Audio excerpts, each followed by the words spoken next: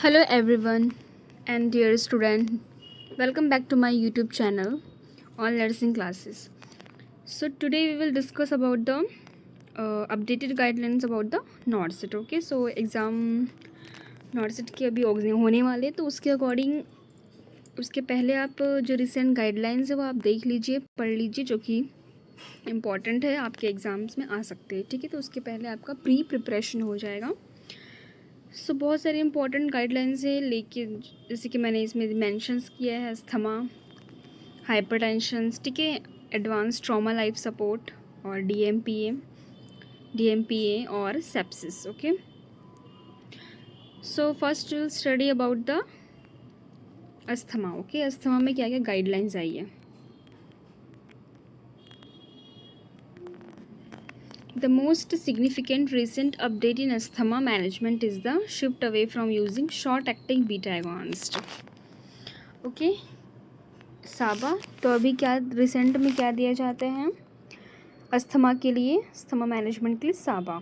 ठीक है, short acting beta agonist like albuterol as a stand alone treatment. Okay, global and national guidelines including 2025 GINA update. GINA guidelines के according update या NICE 2024 recommendation में क्या बोला गया कि now emphasises that all adult and adolescent should use the inhale corticosteroid containing inhaler even for mildest symptoms. ठीक है, अगर अस्थमा का माइल्ड सिम्टम्स हैं तो क्या यूज़ करेंगे हम, इनहेल्ड कॉर्टिकोस्टेरॉइड. ठीक है, इनहेलर यूज़ करेंगे. और अगर अस्थमा है तो उसके लिए क्या देंगे, मोस्ट क्या यूज़ किए जाते हैं अभी, साबा. ओके, सो गाइस, तो ये सारे वीडियोस हैं और इम्पॉर्टेंट टॉपिक्स हैं. ठीक है, इसमें पूरे लास्ट तक आप देखिए, लास्ट तक बहुत सारी इंपॉर्टेंट अपडेटेड गाइडलाइंस हैं जो आपके लिए इम्पॉर्टेंट है. ठीक है, next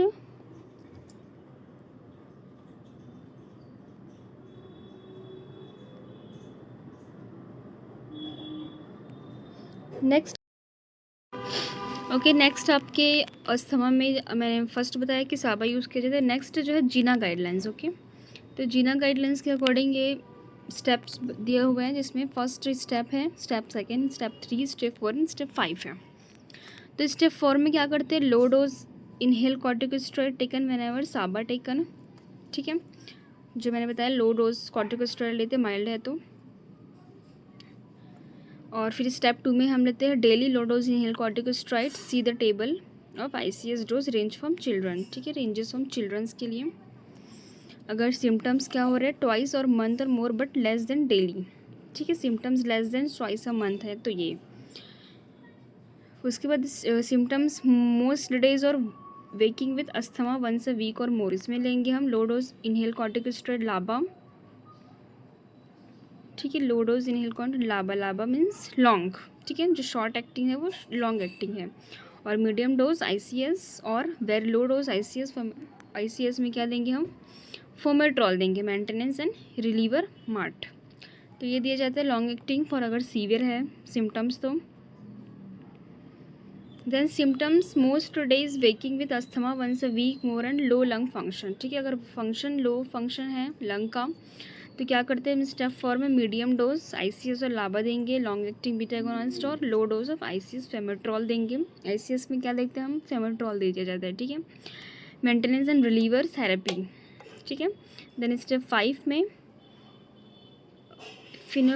phenotypic assessment, higher dose ICS और लाबा और add on therapy anti IG और एंटी IL-4. ठीक है, तो ये ट्रीटमेंट है. ठीक है, स्टेप 1 में. फिर स्टेप 4 में क्या करते हैं, अगर सिम्टम्स वर्स हो रहे हैं तो, और ये माइल्ड के केसेस में ज़्यादा है. ठीक है, ये माइल्ड केसेस में लो डोज इनहेल कॉर्टिकोस्टेरॉइड देते हैं, साबा देते हैं हम. फिर लॉन्ग, अगर सीवियर सिम्टम्स है तो लॉन्ग. फिर अगर मूड है तो फिर साबा लाबा देंगे, उसके साथ आईसीएस फेमेट्रॉल देंगे. देन स्टेप 5 में लाबा देंगे and refer to phenotype assessment, higher dose देंगे लाबा का. ठीक है, तो ये अकॉर्डिंग टू जीना गाइडलाइंस है. ओके, ये हो गया अस्थमा आपका. देन नेक्स्ट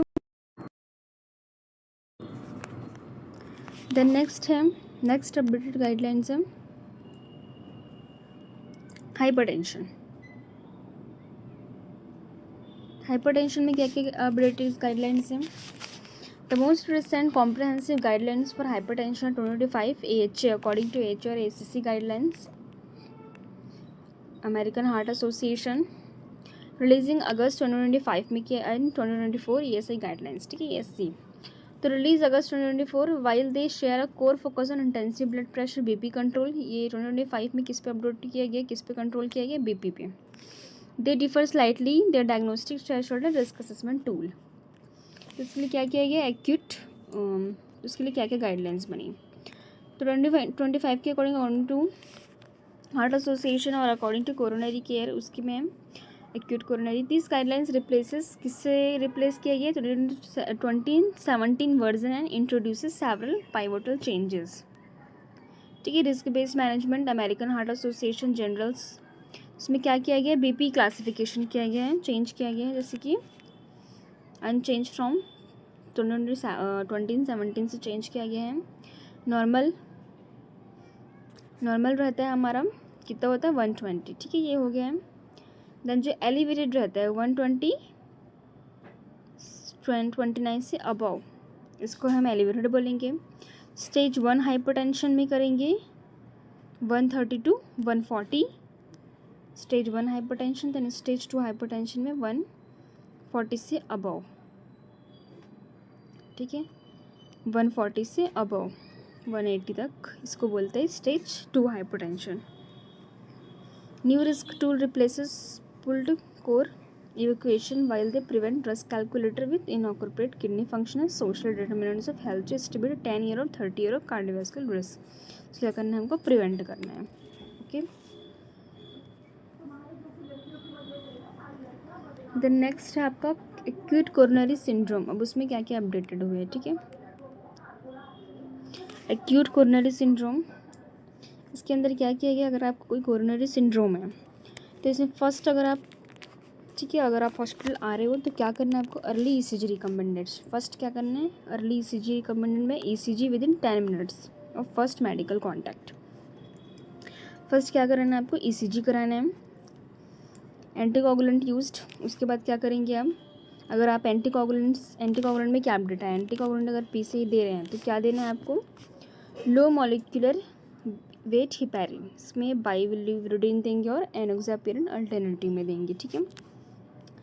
देन अगर उसके बाद आपने एंटीकोगुलेंट देने के बाद पोस्ट फिब्रिलाइसिस, मतलब पोस्ट क्या करना है, ठीक है, आफ्टर एंटीकोगुलेंट देने के बाद क्या करना है, एंजियोग्राफी आप कर सकते हैं within 24 hour. Lipid management में एटरवास्टिन और 40 to 80 mm में HG देते हैं, ठीक है। लिपिड मैनेजमेंट में क्या देंगे हम, एटरवास्टिन देंगे 40 to 80 mm HG,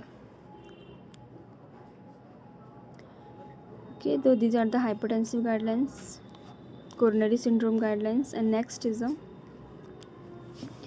pulmonary embolism updated, ठीक है। पल्मोनरी एम्बोलिज्म में क्या क्या अपडेटेड आए हैं, पल्मोनरी एम्बोलिज्म में the guidelines introduced 5 clinical categories. इसमें क्या किया गया है, गाइडलाइंस में 5 क्लिनिकल कैटेगरीज इंक्लूड किया गया, A और A to E, ABCDE, ठीक है। तो वही है ABCD to A to E guide treatment, ठीक है। तो कैटेगरी A सब क्लिनिकल आता है, कैटेगरी A में, B में लो रिस्क आता है, C में इंटरमीडिएट रिस्क आता है और कैटेगरी D में इंसिपिएंट फैलर और कैटेगरी E में कार्डियोपल्मोनरी फैलर, ठीक है। तो ये A to E गाइडलाइंस बनाए हैं। सब क्लिनिकल में incidental asymptomatic safe for discharge directly from emergency, ठीक है। B में लो रिस्क आता है, जिसमें symptomatic with low clinical severity score आता है, सेप्सिस 0, अर्ली डिस्चार्ज करते हैं इसमें। कैटेगरी C में इंटरमीडिएट रिस्क आता है, जिसमें symptomatic with elevated severity score, ठीक है। सिम्टम्स प्रेजेंट होते हैं, इसमें सिवियरिटी स्कोर प्रेजेंट रहते हैं। एंड राइट वेंट्रिकुलर डिसफंक्शन और abnormal biomarker present, okay. Then आता है कैटेगरी D में इंसिपिएंट फैलर, इसमें क्या आता है आपका, नॉर्मोटेंसिस शॉक और ट्रांसिएंट हाइपोटेंशन देखने को मिलता है इसमें। पल्मोनरी एम्बोलिज्म में हॉस्पिटलाइजेशन की नीड होती है। देन कैटेगरी E में आता है हम कार्डियोपल्मोनरी फैलर, ओके। सो परसिस्टेंट हाइपोटेंशन, कार्डियोजेनिक शॉक देखने को मिलते हैं, ठीक है। तो ये आपका A to E गाइडलाइंस बने हैं, सब क्लिनिकल, लो रिस्क, सिम्टोमेटिक और कैटेगरी C में सिम्टम्स और राइट वेंट्रिकुलर डिसफंक्शन, डी में shock and E for cardiopulmonary failure. Next आता है इसमें, और क्या करेंगे हम, एंटीकोगुलेशन। क्या देंगे हम ड्रग ट्रीटमेंट में क्या अपडेट है इसमें, पल्मोनरी एम्बोलिज्म में direct oral anticoagulants are the preferred first line therapy. ठीक है, ओरल एंटीकोगुलेंट देते क्या, विटामिन के एंटागोनिस्ट और वॉरफेरिन देंगे। लो मॉलिक्यूलर वेट हेपेरिन देंगे सेकेंड आईवी पे for initial parental therapy, low molecular weight heparin. फिर और क्या यूज़ करते हैं हम, टूल यूज़ करते हैं असेसमेंट करने के लिए। वेल्थ स्कोर की जगह पे आप क्या यूज़ कर देते हैं, ईयर स्कोर। ठीक है, ईयर स्कोर वेल्थ स्कोर की जगह पे ये होता है क्लिनिकल साइन ऑफ डीवीटी। इसमें अंदर क्या क्या चीज़ें देखती है इसके अंदर, ईयर्स स्कोर में फर्स्ट है क्लिनिकल साइन ऑफ डीवीटी, हिमोप्टाइटिस और pulmonary embolism most likely diagnosis. ये 3 कैटेगरीज के अंदर देखी जाती है ईयर्स स्कोर के अंदर। और क्या देखी जाता है इसमें, डायग्नोस्टिक थ्रेशोल्ड देखा जाता है। डायग्नोस्टिक थ्रेशोल्ड में डी डायमर देखते हैं इसमें। ठीक है, पल्मोनरी एम्बोलिज्म में।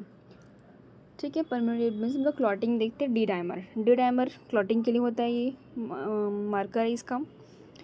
तो इसके लिए क्या यूज़ करते हैं, unlikely traditional score with fixed cut off year. Year के लिए क्या स्कोर होता है इसमें, जैसे कि पहले क्या था, ओनली 500 थ्रेश होल्ड था डीवीटी का। ठीक है, अगर 500 है तो अब उसको हम ट्रीटमेंट प्रोवाइड करेंगे। ठीक है, कंसिडर। बट अब क्या होता है कि अब क्या किया गया है, ईयर्स में 0 ईयर्स आइटम में 1000 नैनोग्राम और 1 ईयर आइटम में 500, ये 500 नैनोग्राम, मतलब 1000 to 500 ये क्राइटेरिया बना हुआ है। ठीक है, पहले क्या था, ओनली 500 था। तो imaging require the D dimer exceeds this respective threshold, CTP is indicated. Okay, ये पल्मोनरी एम्बोलिज्म का अपडेटेड है। ठीक है, आगे और इम्पॉर्टेंट है, आप कंटिन्यू आप वीडियोस आप देख सकते हैं, इसमें और भी इम्पोर्टेंट चीज़ें हैं। Next sepsis guidelines. अब सेप्सिस के लिए क्या गाइडलाइंस बने हैं, the 2025 and 2026 sepsis guidelines mark as a shift towards smarter, more bracious and less rigid resuscitation strategies। इसका मेन गाइडलाइंस क्या है कि क्या किस लिए बने हैं sepsis guidelines, for smarter and more precise और लेस रिजिड रिससिटेशन, जल्दी अर्ली ट्रीटमेंट करने के लिए। ठीक है, स्ट्रेटजी है हमारा। Major update from surviving sepsis campaign के according 2026 guidelines, individual care earlier, vasopressor use and move away from rigid fluid mandate. ठीक है, ये हमारा मेन मोटो है। तो अब इसमें क्या गाइडलाइंस बनी है, ठीक है, अब इसमें क्या आया है सेप्सिस में, जो क्यू सोफा है is not recommended as a sole tool. ठीक है, जो क्यू सोफा है ये सिक्वेंशियल ऑर्गन फेलियर है, सेप्सिस में करते हैं सेप्सिस। बट ये क्या होता है, नॉट रिकमेंडेड है, अभी कर सकते हैं बट मोस्टली क्या यूज़ करते हैं, प्रेफर करते हैं न्यूज़ एस्टो और म्यूज़। ठीक है, ये स्कोर यूज़ करते हैं, हायर सेंसिटिविटी है। और एंटीबायोटिक्स एंड इन्फेक्शन कंट्रोल, इसमें rapid administration for patient with defined probable sepsis, तो goal remains administration within 1 hour. Within 1 hours क्या था, पहले एंटीबायोटिक यूज़ था, विद इन 1 आवर हमको क्या करना है, यूज़ करना है एंटीबायोटिक। तो ये है आपका क्यू सोफा स्क्वायर MUS। ठीक है, MUS इसका स्क्वायर है, इसमें स्कोर है, इसमें क्या क्या देखते हैं हम, रेस्पिरेटरी रेट देखते हैं, oxygen saturation, temperature, heart rate, systolic BP, diastolic BP, neurogenic response, in output, looks unwell. ठीक है, तो ये देखा जाता है, इसमें म्यूज़ स्कोर है ये।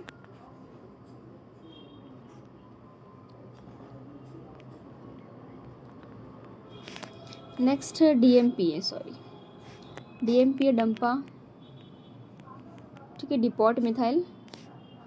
ठीक है, पॉलीहेड्रोक्सी एसिटेट। अब इसके लिए क्या यूज़ करते हैं, DMPA ये क्या है, कॉन्ट्रासेप्टिव है, कॉन्ट्रासेप्टिव।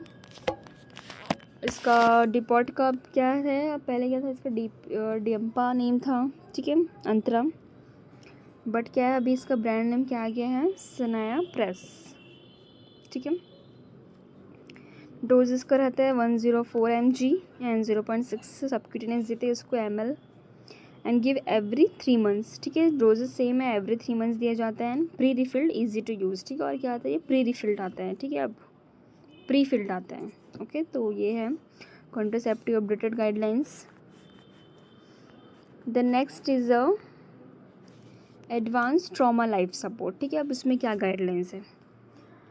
तो एडवांस ट्रॉमा लाइफ सपोर्ट में पहले क्या था, हम फर्स्ट क्या देखते हैं, हम ABCD, air breathing circulation and disability, ठीक है, air breathing circulation and disability देखते हैं हम। बट अब इसके साथ क्या जोड़ा गया है, एक्स, ये जो एक्स है, ठीक है, एक्स ABCD इंट्रोड्यूस्ड, ठीक है, x that means extra uniting haemorrhage control first before airway. X that means haemorrhage control, first क्या करना है, अगर ट्रॉमा है तो क्या करना है, हमको ब्लीडिंग कंट्रोल करना है, ठीक है, उसके बाद then airway and breathing circulation disability, ठीक है, and ET tube and topical, अगर हम ट्रॉमा पेशेंट है उसको ET ट्यूब दे रहे हैं तो क्या करना है, हमको एनेस्थीशिया, रीजनल एनेस्थीशिया यूज़ करना है, जो अब ET ट्यूब में अंडर रीजनल एनेस्थीशिया यूज़ करते हैं, ठीक है, इधर एनेस्थीशिया में ET ट्यूब यूज़ नहीं करते हैं। और shift from rigid immobilisation slim restriction, ठीक है, क्या करना है, हमको स्ट्रिक्ट करना है किस पे, रिजिड इमोबिलाइजेशन, इमोबिलाइज करना है बॉडी पार्ट्स, ठीक है, पूरा स्पाइन से लेके पूरा लेग तक क्या करना है, इमोबिलाइज करना है बॉडी तक, हैमरेज कंट्रोल हो, ठीक है।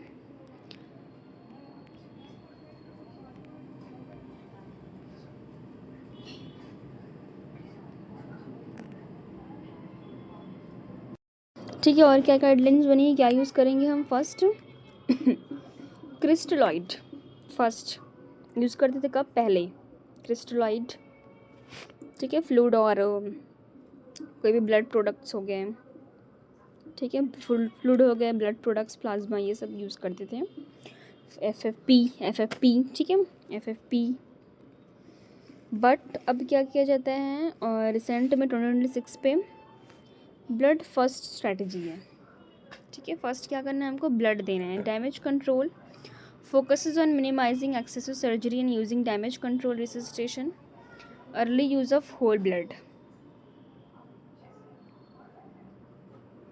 ठीक है, क्या यूज़ करना है, early use of whole blood, maintenance ATLS, knowledge require regular recertification to combat the attrition and skill particularly low volume centre, ठीक है, क्या यूज़ करना है हमको, early use of whole blood, ठीक है, फर्स्ट रिससिटेशन हमारा प्रायोरिटी है। देन अब इसके अकॉर्डिंग क्या है, ये गाइडलाइन से देखिए, सेप्सिस के लिए क्या करना है हमको,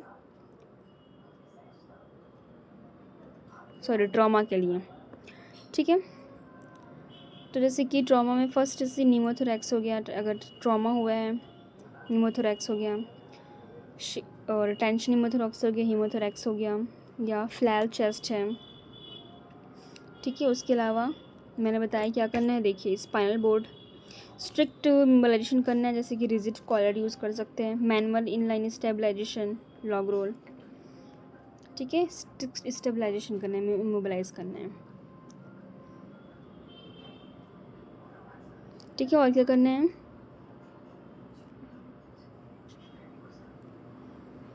ब्रीदिंग एंड वेंटिलेशन,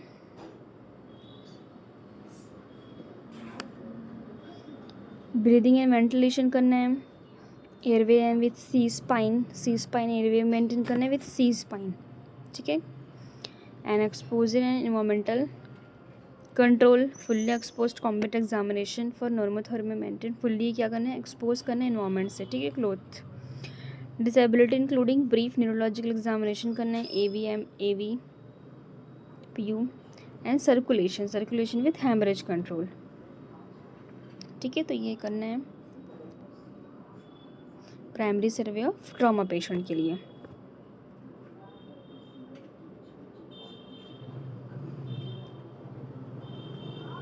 नेक्स्ट है according to AHA 2025 BLS guidelines update, ठीक है, BLS में अब क्या गाइडलाइंस हुई है, old drug guideline 2022 to update हुआ है 2025 में, 2022 2025, तो की डिटेल्स हैं simultaneous check reinforce check pulse plus breathing and together 5 to 10 seconds. ठीक है, क्या करना है हमको, फर्स्ट चेक पल्स करना है, देन क्या करना है हमको, ब्रीदिंग भी चेक करना है, टुगेदर ब्रीदिंग। ओके, कितने, 5 to 10 सेकेंड्स। ये अपडेटेड गाइडलाइंस है। Avoid delay in CPR। ठीक है, उसके बाद ये चेक करने के बाद हमको डिले नहीं करना है CPR पे। ठीक है, तुरंत क्या करना है हमको, CPR करना है। Stop compression to give breath allow. Okay, compression के बाद क्या करना है हमको, रिकॉइल भी करना है, रिकॉइल की ब्रीथ अलाउ करने के लिए रिकॉइल करना है। No pause compression and ventilation, उसमें 1 ब्रीथ देंगे एवरी 6 सेकेंड 10 मिनट्स। ठीक है, 1 ब्रीथ करते किस में, एवरी 6 सेकेंड्स 1 ब्रीथ देना है। ठीक है, 10 मिनट्स के लिए। 30:2 after airway rotate after every cycles. ठीक है, लेफ्ट यूट्राइन डिस्प्लेसमेंट नोन। ठीक है, change compressor every 2 minutes after compressor fatigue. ठीक है, पहले क्या था, 30:2 साइकिल्स में हमको रेस्कुलर चेंज करना है। ठीक है, 30 के बाद। बट अभी क्या होता है, अगर फटीक्ड है पर्सन, ठीक है, तो क्या कर सकते हो, एवरी 2 मिनट्स बाद क्या कर सकते हैं, आफ्टर कंप्रेशर क्या कर सकते हो, फटीक चेंज कर सकते हैं। ठीक है, अगर वो फटीक है तो एवरी 2 मिनट। फिर अमाइड्रॉन देंगे 300 mg first dose and second dose 150 mg adult के लिए। ठीक है, 2 डोजेज और 3 डोजेस फॉर चाइल्ड के लिए यूज़ करते हैं। ओके, तो ये है। देन क्या देंगे हम, DFAB देंगे। DFAB अगर CPR से ठीक नहीं हो तो क्या देंगे, DFAB कार्डियो वर्जन देंगे, सिंक्रोनाइज कार्डियो वर्जन देंगे। उसके लिए आर्टरी फिब्रिलेशन अगर है तो 200 जूल देंगे, आर्टरी फ्लटर है तो 200 जूल देंगे। ठीक है, artery fibrillation artery filter 200 joule. Narrow complex tachycardia है तो 100 जूल, टैकीकार्डिया है तो 100 जूल। एंड मोनोमॉर्फिक VT है तो भी 100 देंगे, एंड पॉलीमार्फिक है तो VT अनसिंक्रोनाइज्ड और हाई एनर्जी स्ट्रोक डिफिब्रिलेटर। ठीक है, तो ये सारे क्या है, अपडेटेड गाइडलाइंस थे।